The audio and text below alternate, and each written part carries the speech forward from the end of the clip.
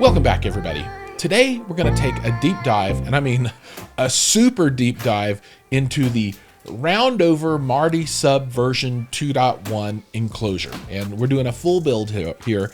I mean, this is everything. You're going to see every piece of construction. This is everything from unboxing, which you're seeing now, through glue up, through finishing, paint, and the installation of all the wiring and the driver as well. This is a kit, so it makes it much easier to assemble than if you were cutting this stuff yourself. But this is the meat of the work, and this is where if you're gonna get into trouble, it's probably in one of these steps. And I've seen all kinds of different ways people can have issues during assembly, but if you follow along with these instructions and watch and see exactly what I'm doing here, you should be able to complete this assembly without any issues. You also get to see all the tools that are used, how I use them, how I use glue, and particularly how you should always wear sandals when you assemble a subwoofer. Now, if you're super pro, you would put some flip-flops and socks on, but you know, I decided to take it easy in this video. If you'd like to see that, you can check out some of my earlier outdoor in the middle of winter flip-flop and sock builds, but we're just going to focus on the kit here. So what you want to understand about the 2.1 kit that makes it different, there are two pieces. The packaging, so much smaller packaging, much easier for it to be delivered to you. You saw the unpacking. And then on the box itself, the bottom of the box is now flat so that you can completely veneer this thing, and you can set it on any end that you want to, and it always looks nice. This is the only version that I would purchase at this point. You know, you've got the original with the removable baffle, and then the roundover kits with the U-brackets on the bottom. Those are all great, but in my opinion, this is the version to get, and I really like this. All right, now we're at the first step of assembly now. And this is a super critical piece of assembly.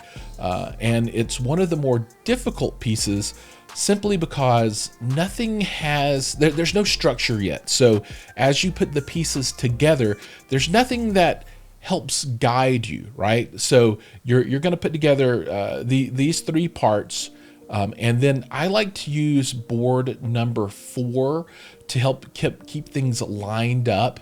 And you'll see that here in just a minute.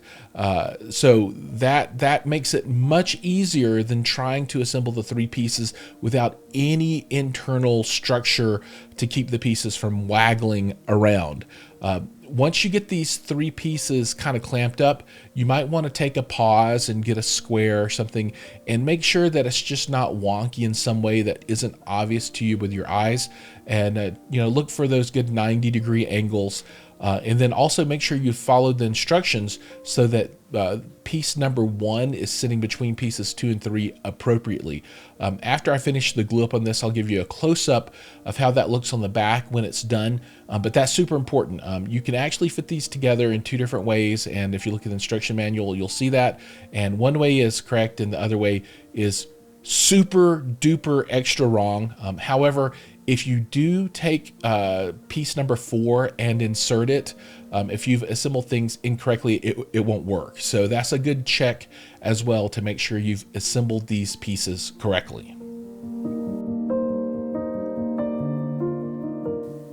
One quick note about this video is that I'm really letting things run at actual speed as opposed to trying to compress everything and make it short and speed it up.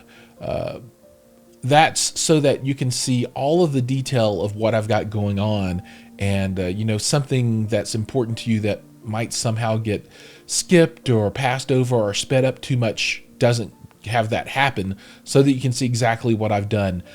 I have edited out all of the me wiping glue off with paper towels, and there's quite a bit of that. So you know, that part is gone, but you know, outside of that, this is pretty much me in real time building one of these subs. So you know, you can use this to gauge your own time. Now, another thing that you don't see is the drying time. So in between all of these different pieces, you know, you have to let this stuff sit and dry. And you know, one way around that potentially is to use like a brad nail gun and glue everything up the way that we're doing here, and then hit it with some brads to make it stick, and then you can move on to the next step. I don't have any practical experience with that, and I've had a lot of people ask me about it because they're like, how can I make this process faster? And my answer is, well, you can talk to somebody who builds that way and maybe they can give you details, but from my point of view, I'm pretty happy with this build process. And you're not likely to have to do this a bunch of times, so hopefully the time investment isn't that big of a deal, and if it is, maybe this isn't the right kind of project for you. But brad nails are great and all, but you can get by just fine without investing in that equipment. Now, if you have a brad nailer, go for it, and I would love to see comments down below as to how that works for you, if you have any tips, and I would particularly like to see a video of that if anybody is out there and has that capability to film that and post it.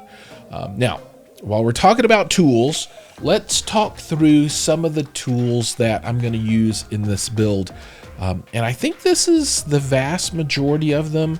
Hopefully I don't miss anything, but we'll start with the obvious and get to the not so obvious, although all this stuff's pretty straightforward. So I have a number of 36-inch clamps that I use, and you'll be able to see those on while we're going here. And I would say that if you want to really be covered for 36-inch clamps, I think 6 of them is more than enough. But you can have more, you can have less, but I think that's a pretty decent number. I use some 18-inch clamps, and I think I've got 4 of those. They're nice to have because there's some sections that just don't need the length. You could use the longer clamps for that if you want to, but it's nice to have shorter ones. And then some pieces I just used hand clamps, and these are just little ones that you fit in your hand and you grip to open and you stick it on, and you'll see those used in different parts of the video. Now, as you can see on the screen, this is the challenging part of this particular piece of the build. You take these 3 pieces and they just kind of sit together, right? And there's nothing to support them. So I like to take out part number 4 and slide that in. And see, I tried to slide it in there and things were at the wrong angle and it didn't fit. Well, number 4 helps you understand how wide this needs to be and that kind of thing. Also, as I said before, if you've assembled the first 3 pieces incorrectly, then piece number 4 won't ever fit correctly. So this is a good check and balance against doing something wrong. But with that, let's get back to the tools.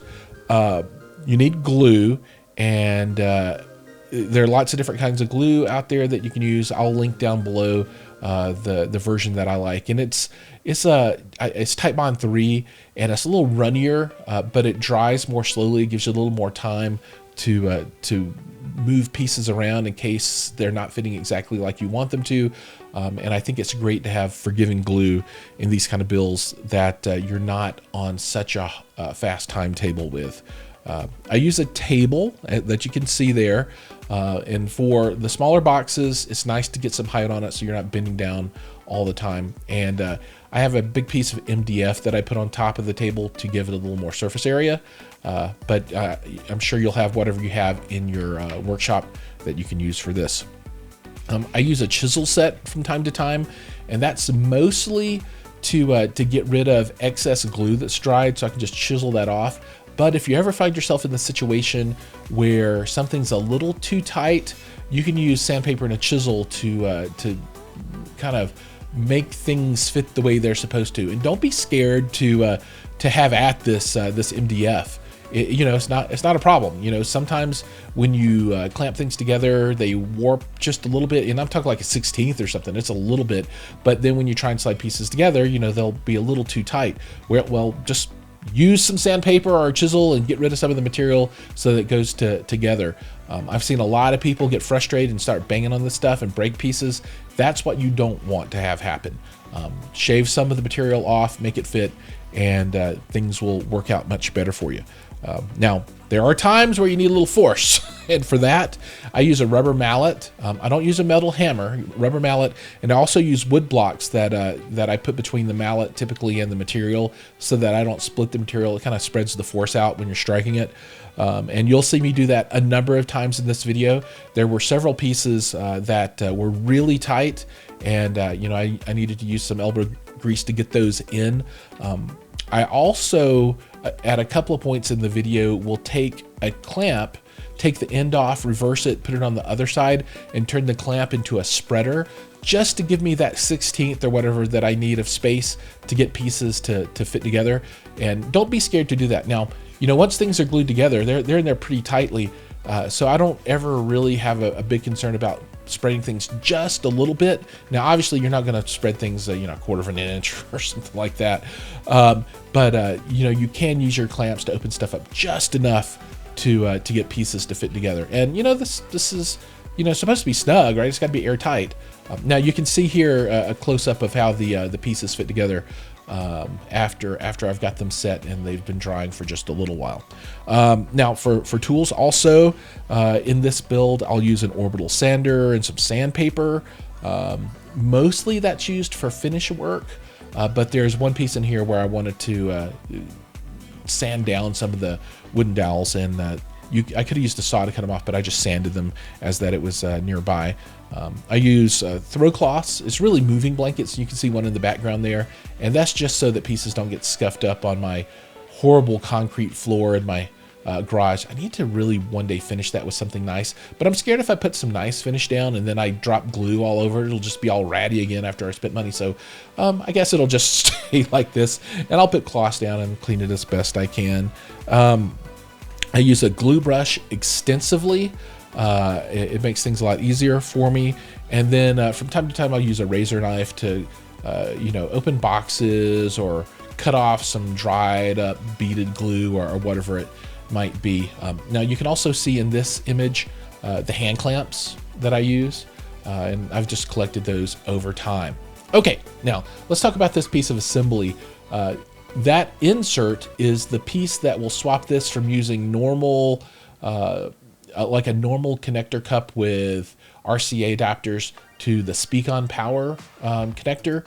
And all you do is you glue this in. Now, to keep pressure on this, I always use a paper towel on the little round insert, and then a long piece of scrap that I clamp on, and that provides the right pressure for it to sit and dry. All right. And now on this next step, the number 4 piece that we had used as a guide to make sure pieces 1, 2, 3, and 3 were set up correctly, those should all be dry now.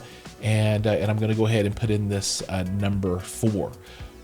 And you know, you'll see things get a little interesting as I put this one into place here in just a minute.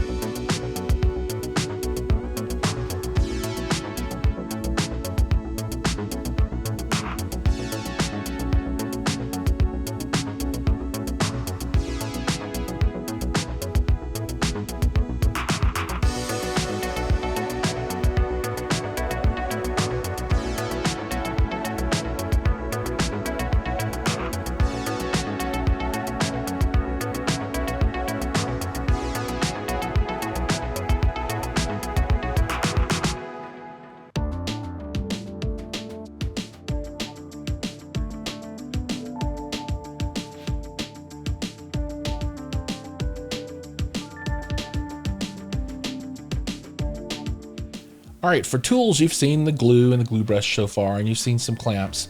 But the rubber mallet is about to make its appearance because I want to tap this into place. And I try not to use too much force on this. I just tap as is necessary. And sometimes I'll tap for a while and then I'll decide, okay, I need a little more force. And as you can see, I've moved into the, let's use a piece of scrap and hammer on that and see if I can use that to get this piece number 4 to go in. And it's going in pretty snugly here, snug enough that I think it'd be difficult for me to get it to go in with just my hands and using those to pound. So as I said before, don't be afraid to use a mallet. Just keep an eye on things. Try and distribute the force so you don't split the boards. And when they get to where they need to be cognizant of that and stop, and don't pound on something that doesn't really need to move any further.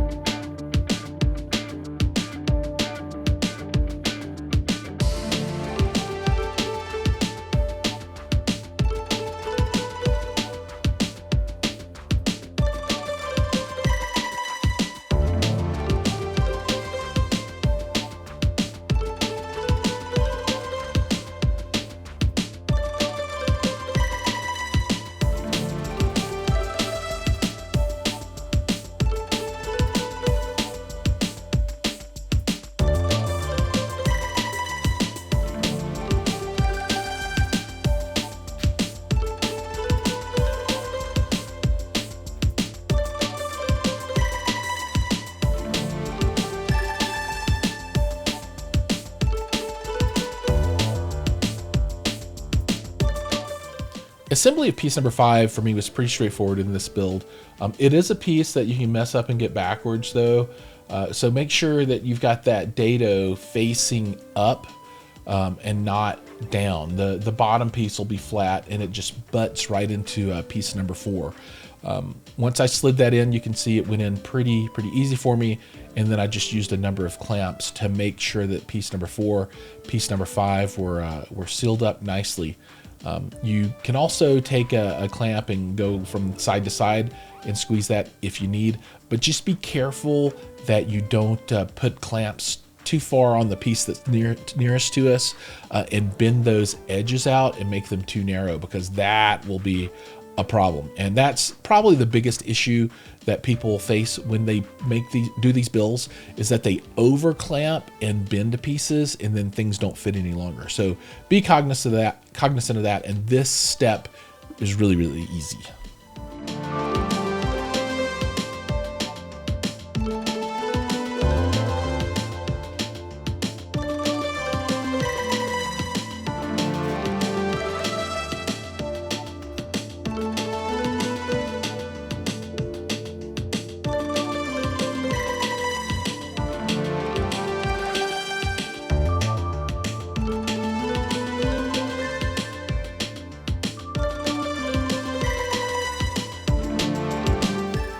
Now we're going to put the internal braces in, and these are pieces 6, 7, 8, 9. And I always do these 4 at the same time, as opposed to doing 6 and 7 and then waiting for a long time for drying and then doing 8 and 9. I'll get 6 and 7 in, and I'll have things clamped up where it'll hold it together, and then I'll slip 8 and 9 in there as well, and then clamp it all and let that dry. There's nothing too difficult about these steps. Dry fit everything ahead of time so that you know how they go in the correct orientation, because there's only one correct way for these pieces to fit. And if you look at that piece number 4, you have the slots down at the bottom. If you have them in incorrectly, they won't fit fully into those slots down at the bottom. And when you're sliding them in, even if they're incorrectly, if things have got a little bit off kilter, then they might hit slightly at the bottom. Well, you'll just need to make sure that you kind of tap that bottom piece to the left or right, and it'll slide down into the slot in 4 and insert all the way. So you'll make sure they're all the way down, and you'll be able to tell at the top because everything will be flush up there and not be sticking out oddly. And you can look specifically in the instructions as to what it's supposed to look like there, and then you can see in the video once I've got all the pieces in what it looks like, so you know what yours needs to look like as well. And then make sure you clamp things up, and then you'll just let this piece sit and dry for those 4 internal braces before we get to the next step.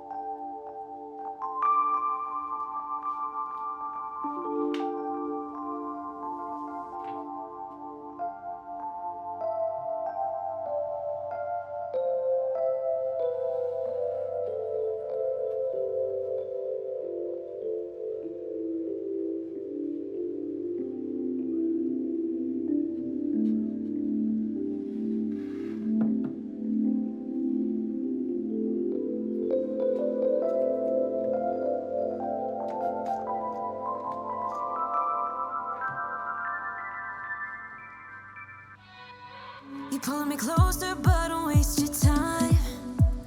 Don't have any time for all your empty lies. I used to think that you were only mine, but I was blinded by a shallow light. I'll call your friends, I'll let them know that I'm so done with the tragic boys. Tonight I'll get into my zone. I'll dance until the tears are gone. No time for bad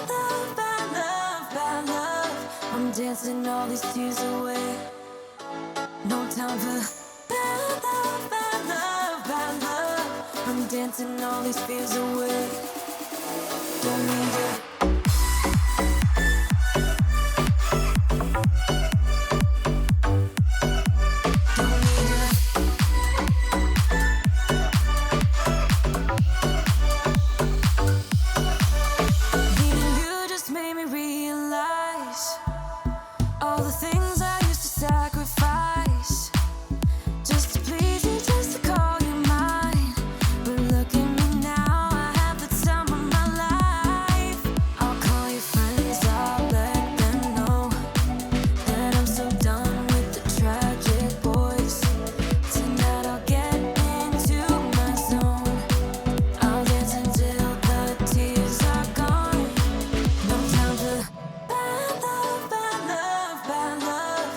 Dancing all these tears away. No time for bad love, bad love, bad love. I'm dancing all these fears away. Don't need you.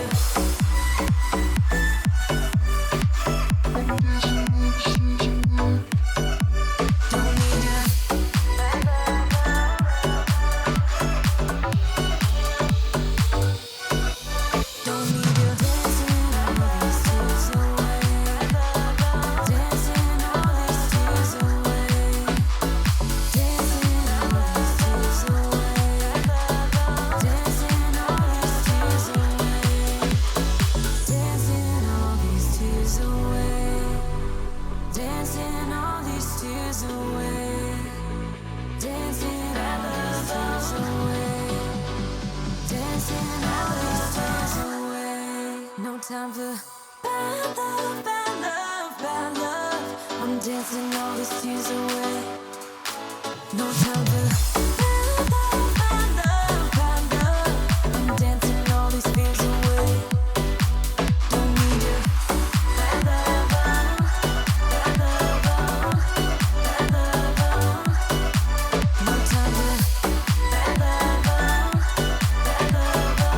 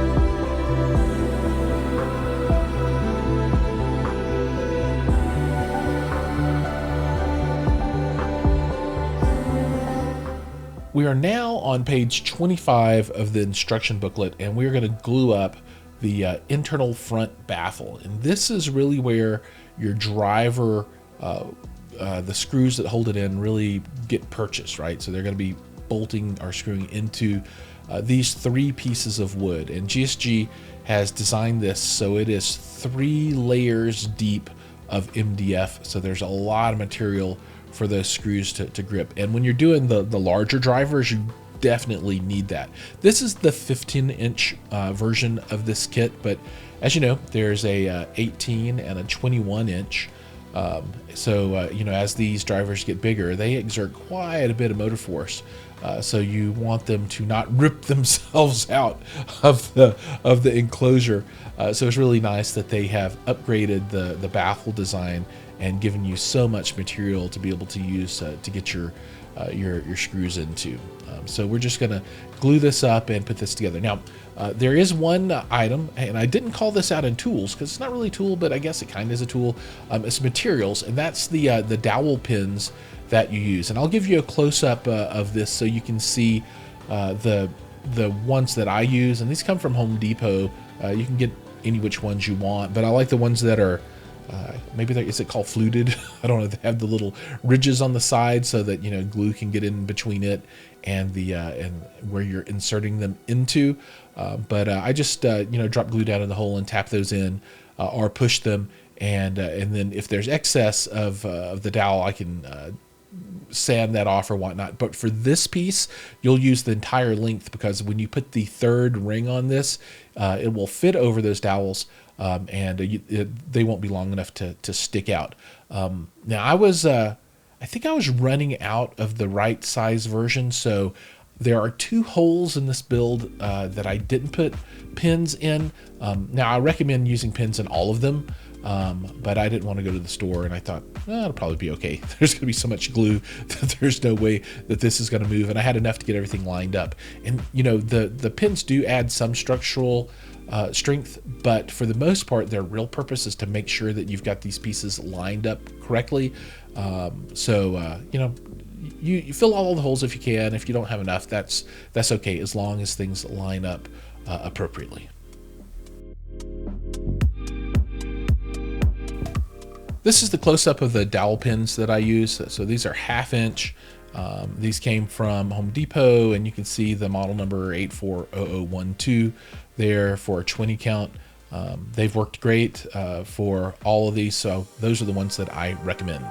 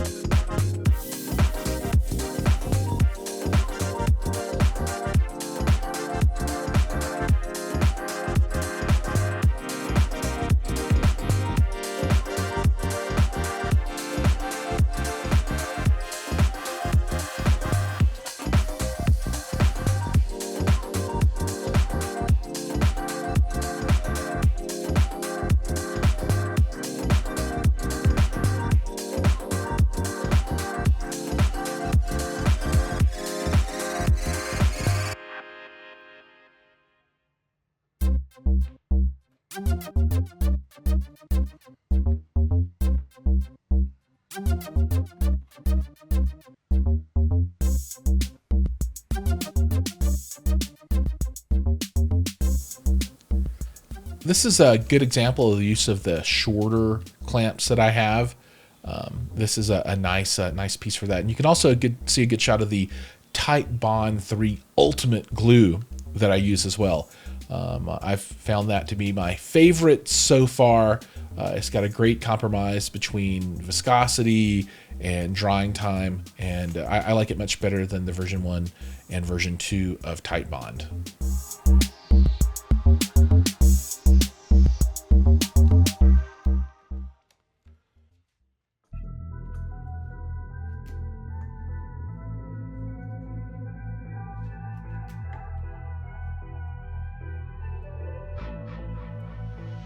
I've been giving you the worst.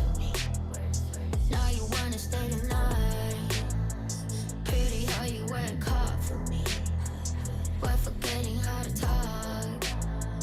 Nah, I don't like no humble beats. Just go and slice it up. Now it's time to marinate. And right after we're done. We are on page 29 of the instructions now, and we are going to assemble the bottom of the unit. And this is a piece that I really appreciate, because this is a update that GSG made in the design of the enclosure. Before, you didn't have this double thick piece. It was really like a single thick piece, and then they had two U pieces that fit on the outside, and it made it flush on the edge, but the interior was kind of empty. So if you laid this thing down on the side, you had a pretty flat top and then what I consider to be a fairly ugly bottom. But this completely eliminates that, so that all the surfaces, all the outside surfaces of this box are nice and flat, and you can orient it however you would like. You know, a lot of people will add feet to their enclosures. I've never really done that before, as that mine sit on carpet, and I think it's just fine to lay it down or set it on the bottom without any feet, although the feet do look nice, and maybe I'll do that one of these days. But I really, like I said, appreciate the design change that GSG made when they introduced this particular piece of the build. Again, this will use those 1/2 inch pins, dowel pins. And I believe that this is the last use of the dowel pins. One thing to consider too is that the dowel pin, since this is the bottom of the enclosure, it makes up the bottom of the port. So the dowel pins will be pointing up inside of the enclosure, and if the pins are longer than the thickness of these two pieces of material, they'll stick out, obviously, and if you look inside of the port, you'll be able to see that. So what I've done is, once this is dry and ready for installation, I go and either saw off or sand down those pins so that it's a flat surface. And once you paint, you won't be able to see it at all. But I would recommend that you do that in some way, and you can sand them down, or like I said, you can use one of those little flat saws and cut them flush. But I'd probably still sand after that anyway to make sure you had a really nice finish. But once you got your glue on, sandwich these guys together, stick your pins in, clamp, and you are good to go. Started out so small, we drank and then we talked. She got to know me, I got to know her, and suddenly it's war. Then peace are on and off. She's getting to me, I'm getting to her. Here's what I've been thinking, here's what I would do. When two people are sinking, you should get them out the pool. Here's what I've been thinking, I don't know what else to do. So I'm forever calling her truth. She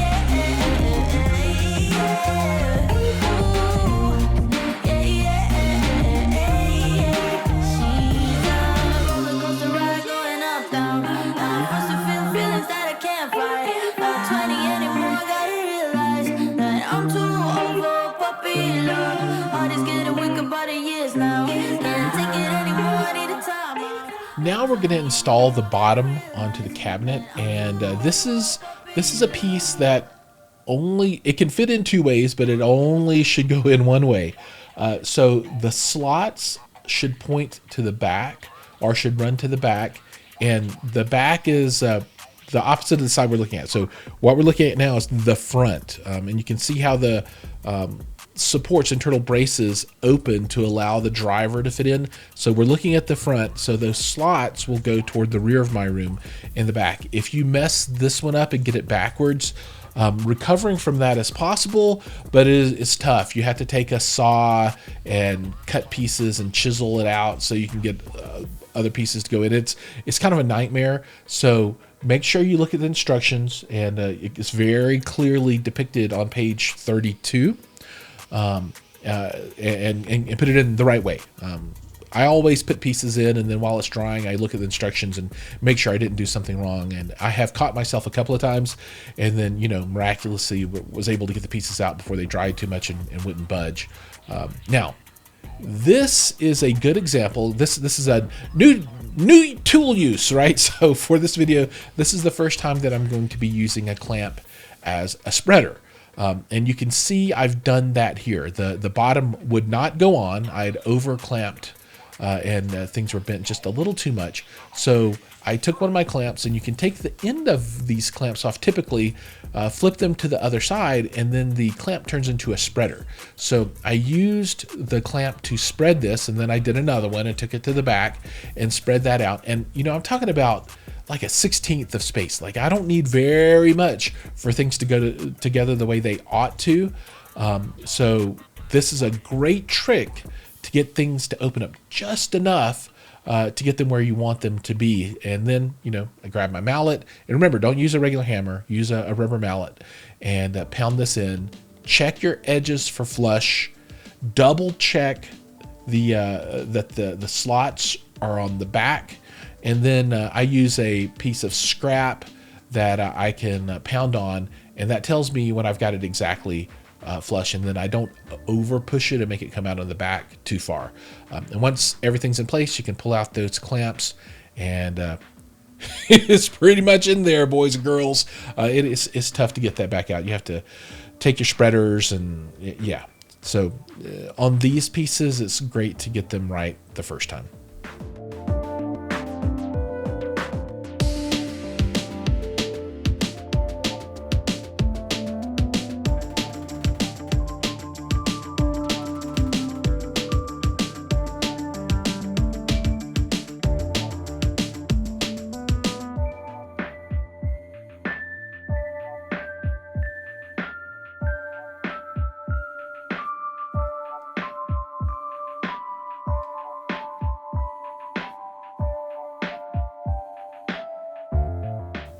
And now for the port braces.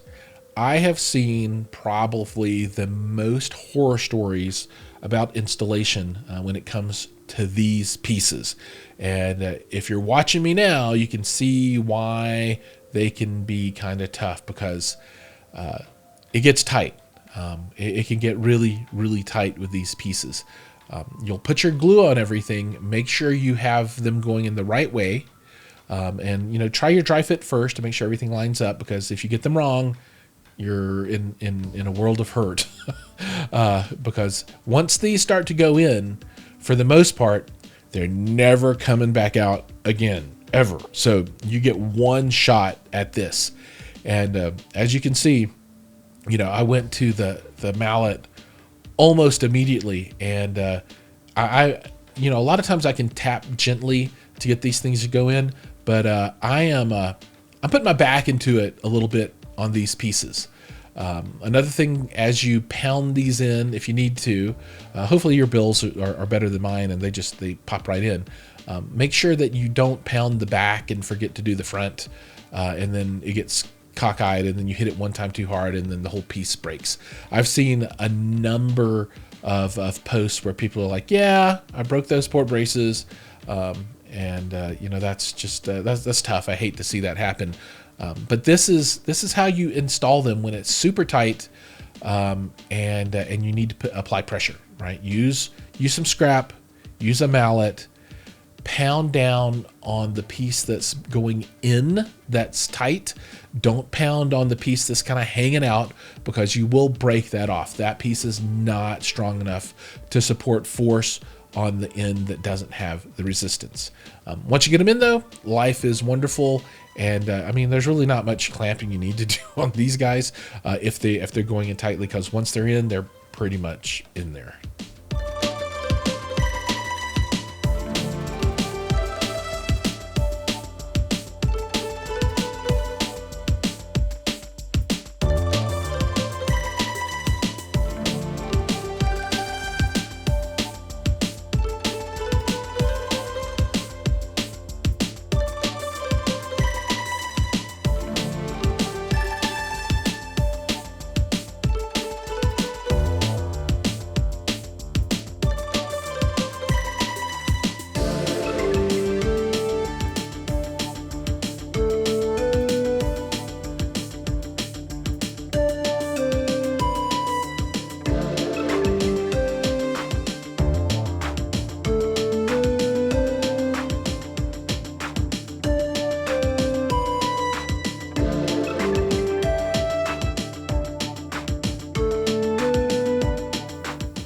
As you can see, the second one is just as tight as the first one. So here I go with the mallet and scrap again to get this thing pounded in. But with a little bit of pounding, it went in no problem. Now, I think if you need to, you can probably take a clamp and turn it to a spreader and give it a little additional pressure like that to open things up just a little bit. I was able to get these in with just the brute force without using spreaders, but that is another tool that you can pull out of the chest to help you get these in without breaking the supports if you need it. Don't be shy to use pressure and force, but make sure you use them in a way that you're not going to damage the components.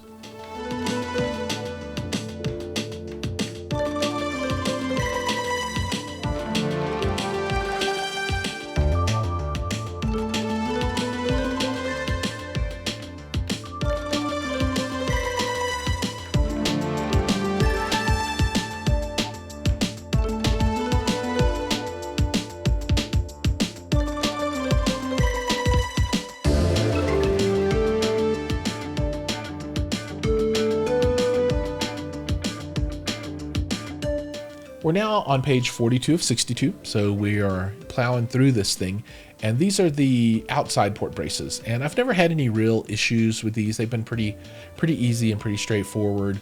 Just apply a lot of glue. They slide right in. I've never had them be tied or anything odd, and then you'll clamp them. And I clamp them up, 2 on this side and then 1 on the front to keep them nice and solid. So nothing here that's tricky that I can think of. Just use plenty of glue and wipe off the excess.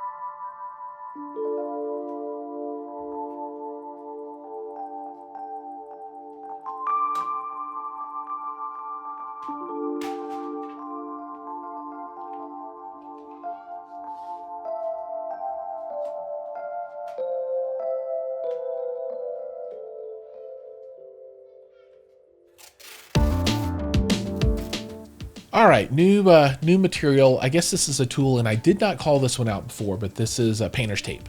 So this is a optional step, although I think you should do it in every build. And the idea here is that we're going to get some black paint. If you want to use black, you can use red, green, orange, purple, whatever you like, whatever your port color is going to be. But I like all my stuff to be black, so it's going to be black. The idea here is to get your paint deep inside of these ports while it's still a little bit easier than when you're putting on your finish coat of paint. So what you need to do is mask off the pieces of MDF that will need glue later, and then you spray paint the rest of the stuff black. And you'll need to do this on the front and back of the main box, and then also that last panel that hasn't been installed yet, the rear panel, you will also put some tape and paint on that too, and you'll see that coming up. Now I use just matte black rattle can paint, nothing special, just what they had at Home Depot or Lowe's or wherever you're buying your stuff at. And then this is just general purpose painter's tape, nothing special. I'll have links down below for the materials, so you can know that you're buying one that'll work. But there's no magic to this step other than making sure you mask off areas that will need glue in future steps, and you'll be able to see exactly what I've masked off, so there won't be any mistakes for you.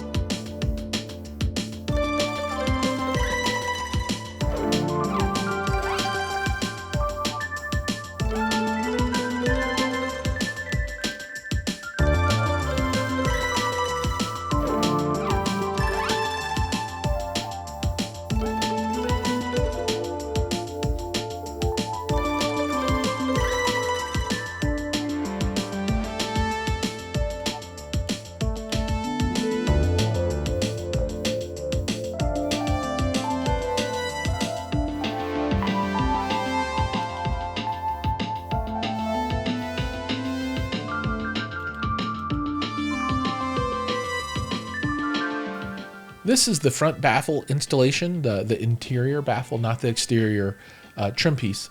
And for me, this step went super duper easy. It just fit right in perfectly, and I didn't have to do anything special at all. So that's kind of exciting. I like it when things work out. I love it when a plan comes together. Anybody remember what that's from? Extra points if you can call that down in the comments below as to what TV show that's from. But just add your glue and then drop this guy in. And I didn't even really clamp mine because I got him in, got it to the point where I could flip this over, and then I put the rear panel on, and then I clamped it all together and let it dry.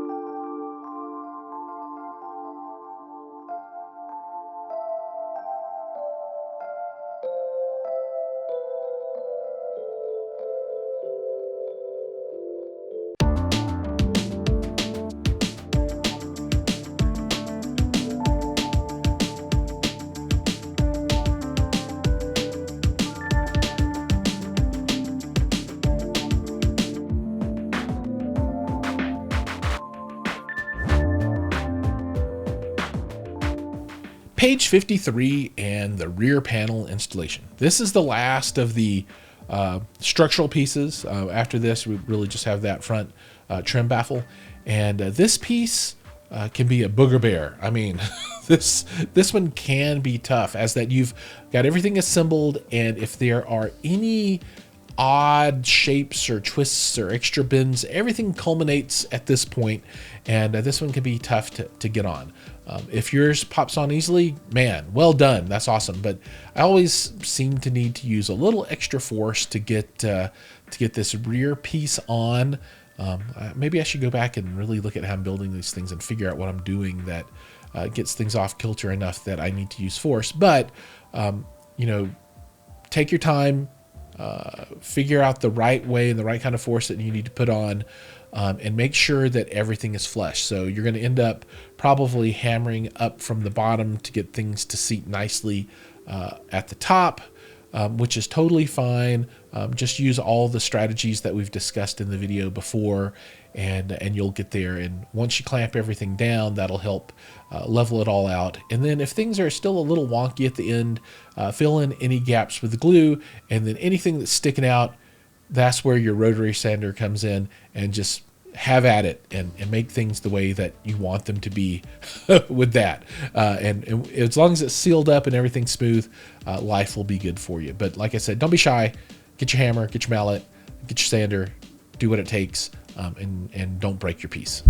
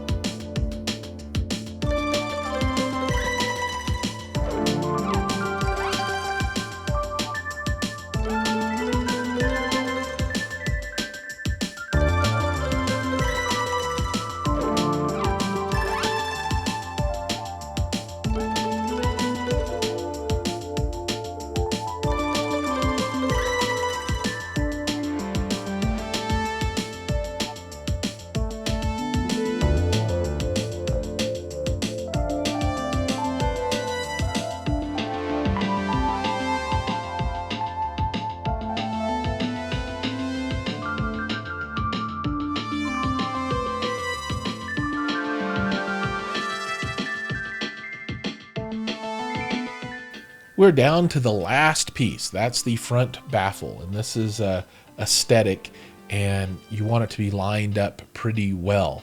I think I have 8 minutes of video just for installing this one piece, and okay, some things to consider, and you don't see this in the video, but this would take place just before you start putting this glue on. You'll want to make sure that the front baffle fits in flush. So dry fit it, set it down on the top here, and then check the edges and see if there are gaps. If there are gaps, you'll want to get your sander and then come in and then just sand the heck out of the front face of this thing. You know, there might be a section where the bottom panel sticks out a little too far and causes the front fascia to not sit flat. Well, just sand the heck out of this stuff until you get to the point where you can set the front baffle on this thing and it sits flat against all of the edges. There might be some slight void on the inside somehow, and that's okay. That's where you use copious amounts of glue, and that will fill up anything that might be kind of voided on the inside, any empty spaces. But make sure the edges all sit nice and flat. There's a ton of glue on this thing, and then as you clamp this down, the excess glue will squeeze out, and it'll keep coming for a while. But that will give you that nice fit, so that when it comes time for finish work, you don't have too many gaps to deal with. You can solve, if you just can't get it where there are no gaps, that's okay, because we can fill those with finish putty and then paint over that. But do your best to get that sitting nice and flat. Now, there's some considerations to talk about with clamping, and we'll get to that here in just a minute.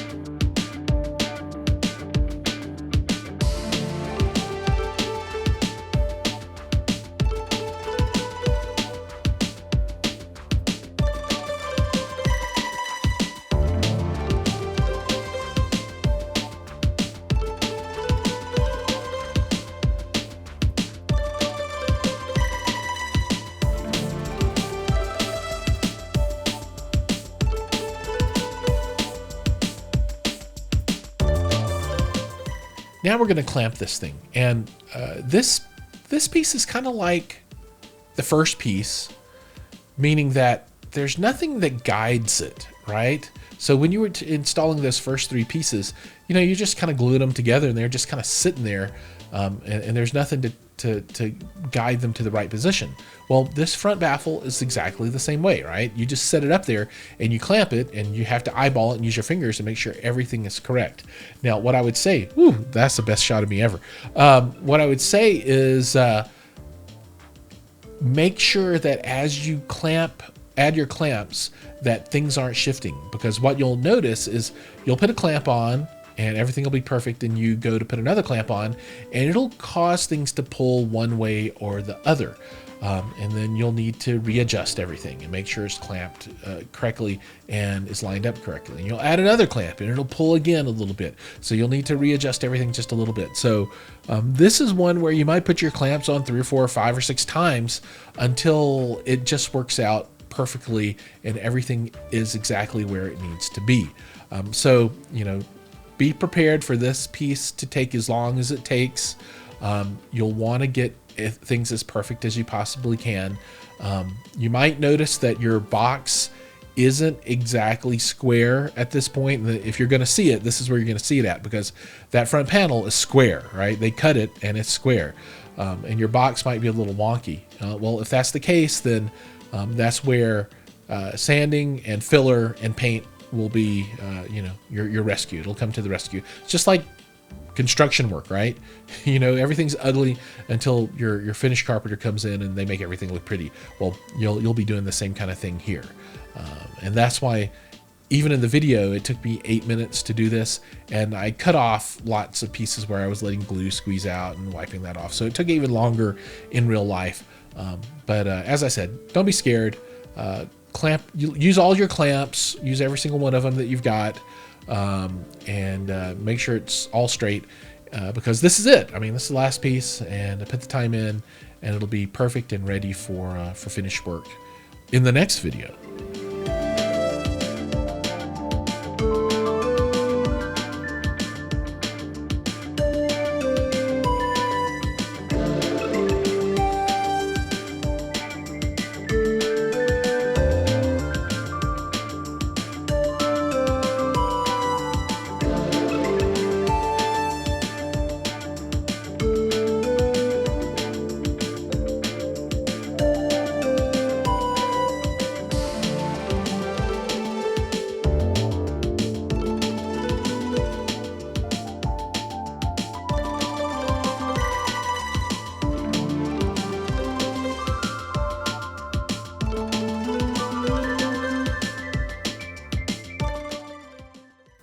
When everything's said and done, you're going to end up with a couple of boxes that look kind of like these. So the one on the left has had no surface finish done at all. The one on the right, I've done a bit of sanding on, and you can see that Parts Express paint that I'm going to put on here as well, some cabinet paint.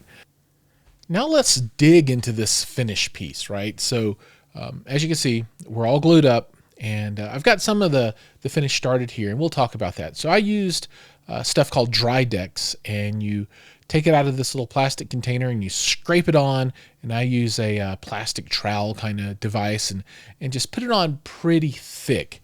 The idea is you put it on and it's pink, and you let it dry and it turns more wood color or more white color, and from there you then sand it down, and that will effectively fill in any imperfections or gaps or holes or damage or any other things that you want to smooth out before you start applying paint. I do this on all sides, and if there are any gaps, and occasionally you'll have some gaps, you can use this to fill it in. If I have any significant gaps though, well, you shouldn't. If you do, then you've probably made some kind of mistake somewhere. But if I feel like there's a gap that might be a problem, I will usually fill that in with glue, and then I can use this over the top to facilitate the finish. But the glue is a lot sturdier, stronger stuff than Dry Decks or Bondo or any other filler that you might use. You can see that I use a electric sander to sand this stuff down. And I think I'm using 120 grit sandpaper here. I wouldn't attempt to do this by hand. I have attempted to do this by hand before, and it absolutely sucks. Now, the other thing that you'll be accomplishing during this phase is if any of your edges are too high, and sometimes that'll happen, right? So maybe you over clamped and a piece bowed down in the middle or something like that. This will allow you to get all of your corners exactly flush with each other. So do that first, knock down any high areas, smooth all that stuff out, then apply your filler and then sand that stuff down. And from there, we're ready to get into the paint.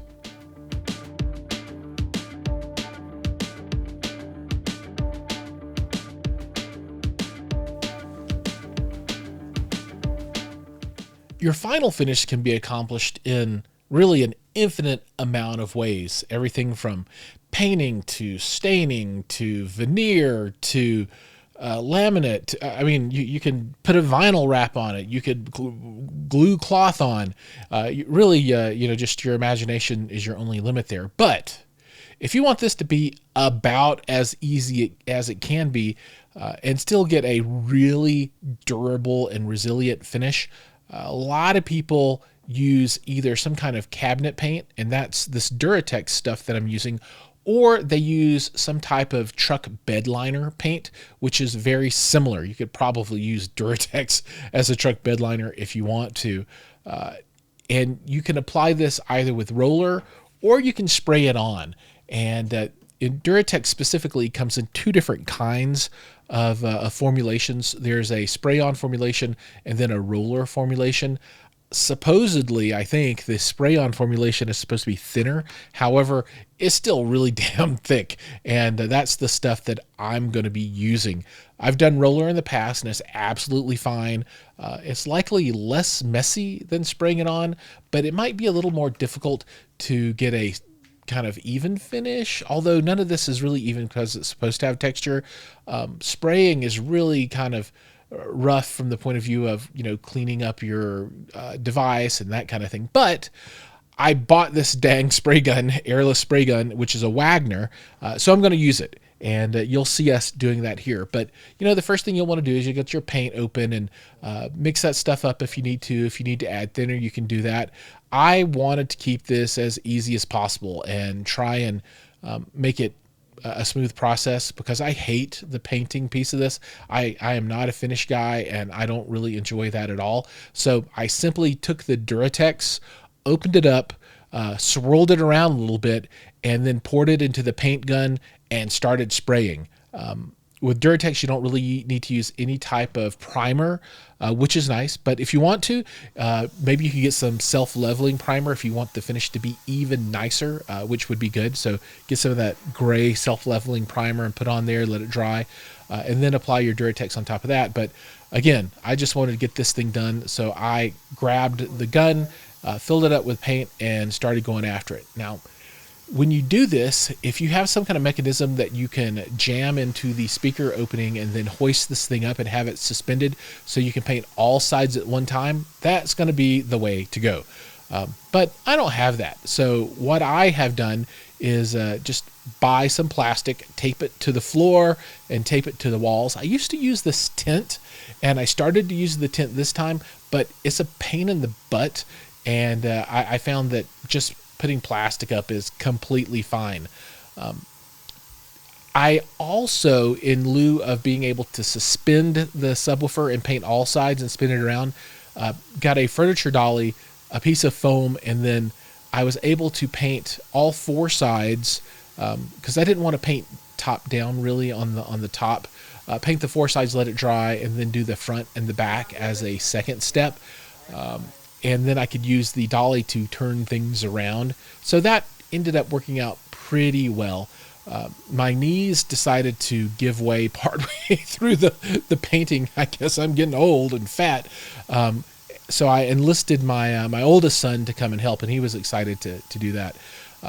Now, the paint gun also, about halfway through this process, it started having issues. It was clogging pretty bad, and it started spitting.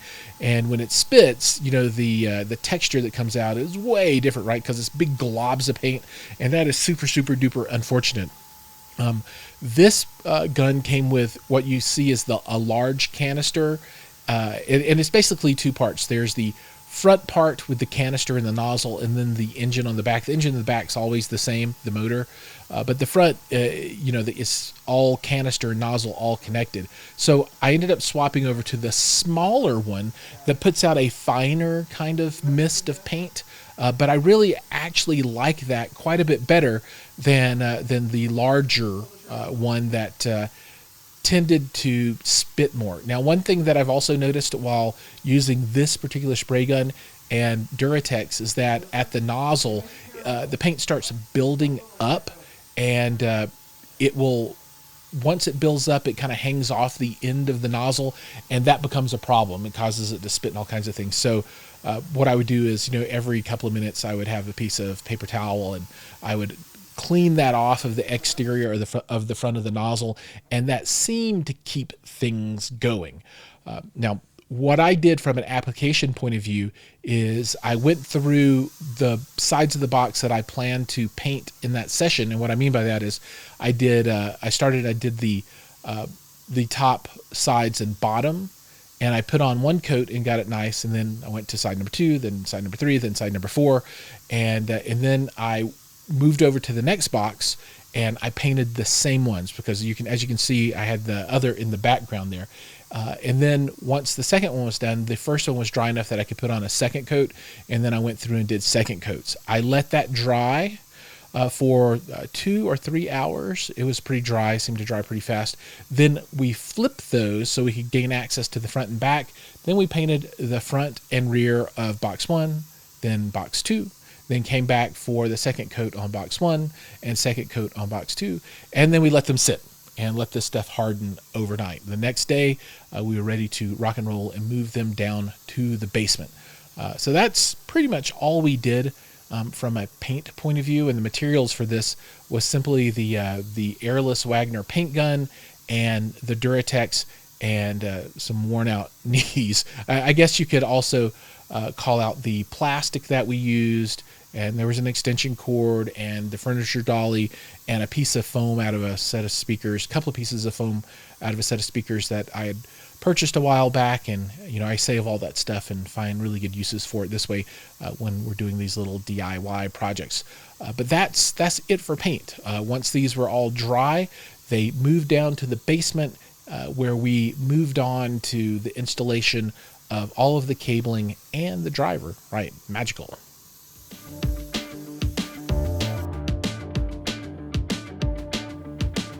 Now let's talk about the controversial topic of lining in a ported box. So for seal boxes, people use polyfill, and that adjusts the Q of the box and makes the driver think it's bigger.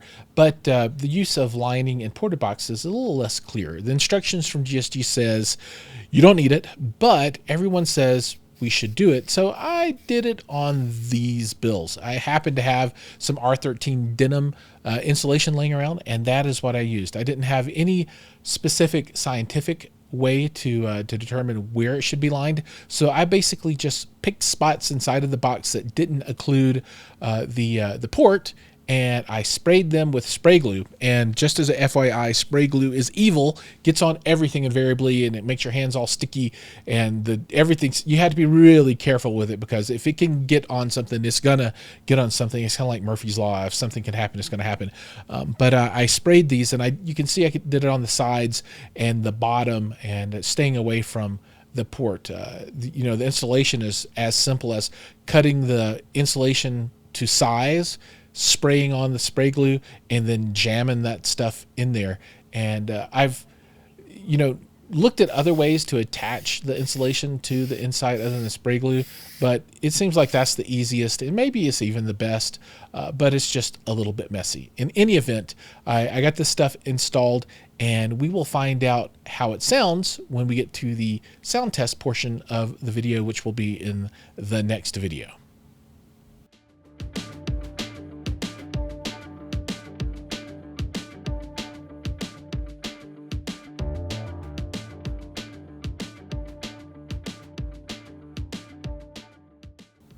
The next step is building your internal wiring for the cabinet.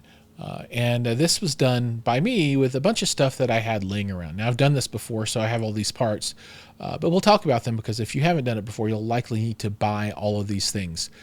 The first step is to get a piece of wire, and this I think it's either 10 or 12 gauge that I had laying around, and it's not in-wall rated wire, it's just regular speaker wire. It's nice stuff, but there's nothing special about it other than it's just speaker wire. As you can see there, that is a female quick disconnect, and it's the 0.187 inch size that fits the vast majority of the connectors, speak-on connectors that you're going to use that you install into the box, and we'll get to that in a later step. But I went ahead and I stripped off enough of this cable to put that quick connect on, and from there I slid on the quick connects, and I also had some heat shrink available, and that's that black and white stuff, and I slid that onto the wires because I wanted to give some additional strength and grip on those quick disconnects so that they didn't ever pull off or something due to stresses of being inside of the subwoofer over time, right? So that's just some additional insurance that they'll stay put and not come off.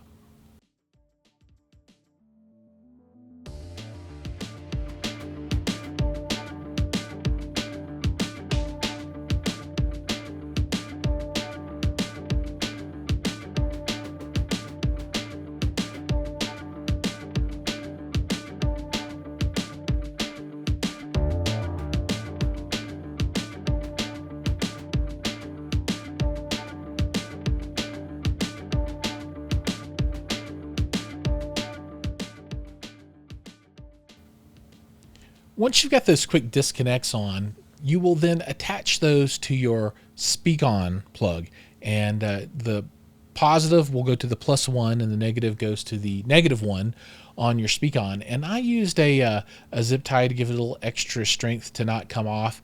You can also use hot glue and that kind of stuff, but I just wanted to make sure that things wouldn't resonate too much while I had them in the box and have things happen oddly. So got those stuck on, and now it's time to install this into your box. So you'll want to position the box where you can get to the opening in the back, and you will feed in your speaker wire, and it'll feed through the port, and you can reach around and grab it with your hand and then pull it through as you feed the wire in. You'll feed that all the way through, and once you get that done, you can seat the speak-on in the hole. It fits very, very nicely. They're all about the same size as far as you buy the correct model, and from there, simply just 4 screws into the wood. I didn't even pre-drill these because I used really small number 4 screws, I think it was. They were really tiny, and I bought some brass ones and some silver ones. Couldn't find any black ones. I would have used black if I had them, but I used the white ones, and these I think were 1/2 inch number 4 screws. There'll be a link down below in any event so you can see what they are. And if you notice on the speak-on, there's like a metal U-shaped piece that will point toward the top of your box. Once you get those screws in, then you are done with this piece of the installation. Time for gasket installation. I used some weather stripping that I had laying around, and it matched up exactly with that inner lip that the subwoofer sits on. So just measure that lip and then buy a gasket that's the same width as that, and I'll have a link down below to the stuff that I used. It came from either Lowe's or Home Depot, and it's just off the shelf. It wasn't super sticky, so it kept wanting to come up as I was putting it on, but I kept pushing it back down, and eventually it kind of stuck in place. Remember, you're going to have a big subwoofer sitting on it with a bunch of screws clamping it all together, so I'm not too worried about the adhesive piece of this.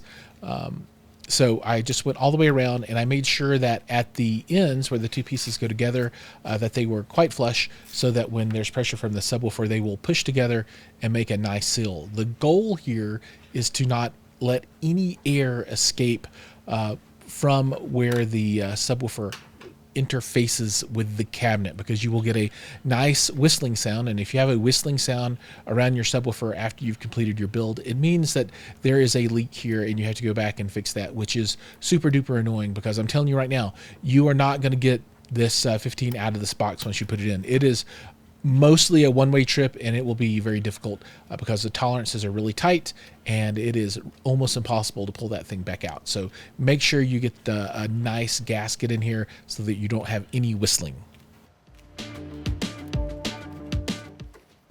Now let's talk about wiring up this subwoofer. So the first thing is you need to understand this is a dual voice coil subwoofer, meaning that you're going to have to connect these voice coils in some way. And I wired these in series. And what that means is that coming from your amplifier, you have your positive, which goes into the positive of voice coil 1. The negative of voice coil 1 moves to the positive of voice coil 2. And then the negative of voice coil 2 goes back to the amplifier. So that allows you to then add up the resistance values of those two voice coils, and that is the load that is seen by the amplifier. And what I'm doing here is I'm installing that jumper that goes from negative to positive on the two voice coils. This will take a dual 2 ohm voice coil subwoofer to a total load of 4 ohms. At this point, you'll take your subwoofer close to your box, and you can see I have it sitting on the box, and you'll connect the positive and negative of the internal wiring to the subwoofer itself. So the positive goes into the positive of voice coil 1, and then the negative wire goes into the negative of voice coil 2. These are nice spring-loaded adapters, so you don't need any ends or anything. Just squish your wire up, twist it up, and jam it in the hole, and it'll do pretty well. There are some people that complain about me touching the copper with my fingers, but I've always done it like this, and I've never had any problems, so I'll probably keep doing it like this. Now we're down to the final step, which is the actual installation of the subwoofer. I use the zip tie method of insertion, and I use 4 zip ties, 2 little tiny thin ones, that's the white ones you can see, and 2 larger black ones that I can use to grip with. The fit on this is so tight that even the little tiny thin zip ties weren't small enough to allow the driver to completely fit into place. It eventually fell in on the first one. On the second one, I guess things were a little tighter and it just wasn't happening at all. So I cut them off and left one in on one side and got it to go in and then cut the other one off. It was kind of a pain, but this is much better than trying to put this thing in without the zip ties and then move it around and position it to get the logo level and the screws in the right position. Once you have the driver in, it's likely going to be there. So don't be scared, because the next 2 steps are to pre-drill holes, and I'll have a link down to the drill bit that I use below. And once you have holes pre-drilled, then you use screws and you screw it into place. And I have those screws down below as well. I used black cap head wood screws that have a hex bolt driver in the front, so they look pretty nice and they work well for 15-inch and some 18-inch drivers. 21s, the holes get pretty big, so you have to use washers, and I use different screws for that. But those worked well here. A few more comments about this piece of the installation. Be very careful when you're using a drill and a screwdriver with your cones. One little slip and you can absolutely destroy that surround, which would be super duper unfortunate. And then when you tighten up the screws, don't tighten them too much to start with, right? So think about doing this like a car tire. So do one and then do the one across it and then come back to the other side and slide over a spot and then do that and then go over and get them snug but not tight, and then let things sit, because the gasket will flatten out a little bit, and so you'll come back then, and I use a hand screwdriver for the last bit of tightening, and I'll tighten it up and tighten it up and tighten it up, and I actually let it sit overnight, and it seems like it's ready for a little bit more tightening even at that point. And you might want to check this periodically and just make sure that you snug those screws in, because they will continue to loosen up until the gasket is completely compressed to its max, and you'll want to keep those nice and tight. And then, you know, they're screws, things vibrate over time, so you'll want to tighten them occasionally, even once you have these in production. Thanks for making it to the end with me. So now you know how to build the 15-inch Marty Cube with the Stereo Integrity SQL 15 driver. This thing looks like a beast, and I can't wait to test it and see how it plays. That will be the next video, so make sure to like and subscribe so that you'll be notified when that comes along. And also, if you don't mind, share this thing somewhere so someone else can see it. Maybe it will inspire them to go down their own journey of bass actualization in their home theater at a price that doesn't break the bank. And that is a great thing about this sub. It can play well, plays loud, plays low, and doesn't cost an arm and a leg. And anybody can do this. I mean, if I can do this, you can do this. I have faith in you. Just follow the video, follow the steps. You see all the materials, all of the tools you need, and you can do this in a weekend. Pretty straightforward, and into if you take your time. Thanks again for watching, and I'll see you all in the next video.